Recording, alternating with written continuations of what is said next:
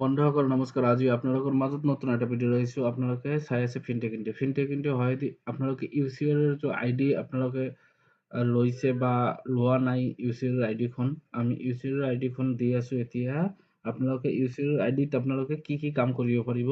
Mobile number update, ডেমোগ্ৰাফি, biometric আপডেটটো নহয়, ডেমোগ্ৰাফি update, address, name correction, সেইবিলাক ডেমোগ্ৰাফিক আপোনালোকক সেইটোক ডেমোগ্ৰাফিক কোৱা হয়।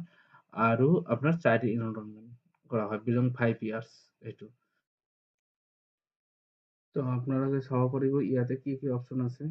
আমাৰ মোবাইল নম্বৰটো আছে আৰু এড্ৰেছ, নেম কাৰেকশ্যন গোটেইখিনি আছে আৰু চাইল্ড এনৰলমেন্ট, এই চাৰিটা বস্তু আপোনালোকে কৰিব পাৰিব। ঠিক আছে, এতিয়া মোবাইল নম্বৰ আপডেটটো কেনেকৈ কৰিব লাগে আপোনাক দেখাই আছো। তো এতিয়া মোবাইল নম্বৰটো আপোনালোকে কি কৰিব লাগিব, এইটো মোবাইল নম্বৰটো সিলেক্ট কৰিব লাগিব।